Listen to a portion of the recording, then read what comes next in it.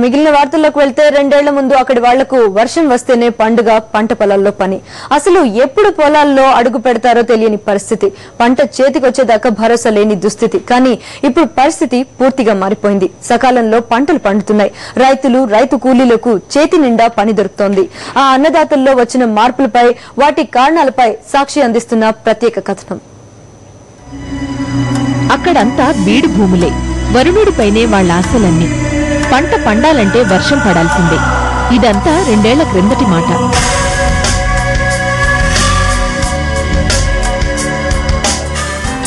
ఇప్పుడు వాళ్లకు పుష్కర కాలువ ఉంది. పంట పొలాలకు సరిపడా నీళ్లొస్తున్నాయి. రైతులకు, రైతు కూలీలకు చేతి నిండా పని దొరుకుతోంది. వాళ్ల ముఖంలో ఆనందం వెల్లివిరుస్తోంది. ఇదంతా మహానేత వైఎస్ రాజశేఖర రెడ్డి అందించిన తోడ్పాటు. ఎలా పుష్పం ఎత్తుకోవాల పథకం జరగాలన్నా, రైతు బోరు వేసుకోవాలన్నా మహానుభావుడు రాజశేఖర రెడ్డి గారిని పెట్టిన ఫ్రీ కరెంట్ వాళ్ళండి.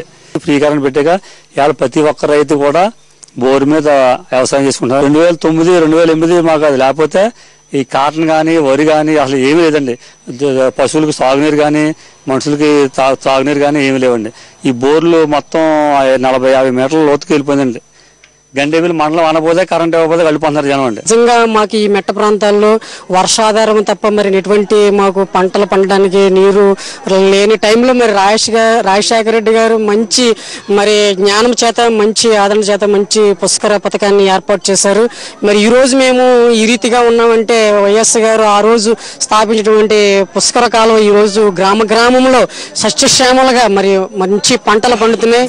తూర్పుగోదావరి జిల్లాలోని పి నాయకంపల్లి గ్రామంలో వర్షం కురిస్తేనే పంటలు పండేవి. మెట్ట ప్రాంతం కావడంతో బోర్లు వేసినా ఎక్కడో పాతాళంలో నీళ్లుండేవి. ఒకరిద్దరు బోర్లు వేసుకున్నా కరెంటు సమస్య. వీటన్నింటికీ పరిష్కార మార్గంలో దివంగత నేత వైఎస్ రాజశేఖర రెడ్డి నిలిచారు. ఆయన ప్రవేశపెట్టిన రైతు సంక్షేమ పథకాలు అక్కడి రైతులకు, రైతు కూలీలకు ఊరటనిచ్చాయి. వాటన్నింటికీ తోడు పుష్కర కాలువ నిర్మాణం చుట్టుపక్కల గ్రామాల వాళ్లకు వెన్నుదన్నుగా నిలిచింది. 2008లో మొదలైన ఈ కాలువ ద్వారా 60,000 ఎకరాల పంట పొలాలకు నీళ్లందుతున్నాయి. పంట పొలాలన్నీ సస్యశ్యామలమయ్యాయి. ఇప్పుడు అక్కడి వాళ్లు వరుణుడి కోసం ఎదురుచూపులు మానేశారు.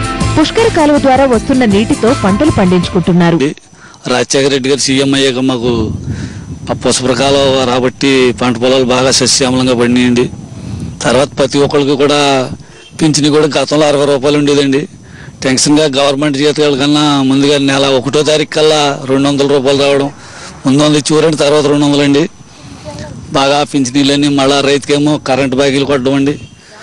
వాన కుడితేనే పంటలు ఉండే, వాన లేకపోతే పంటలు ఉండే కదండి. ఆ కాలం వచ్చిన తర్వాత పంటలు పండుతున్నాయండి. 22 సంవత్సరాలు పట్టింది. వాళ్లు భూమాతను నమ్ముకున్న నేలతల్లి బిడ్డలు, చేసిన మేలును మరువలేని వాళ్లు. అందుకే చిన్నపల్లె అయినా తమ అభిమాన నేత వైఎస్ రాజశేఖర రెడ్డివి 2 విగ్రహాలు ఏర్పాటు చేశారు.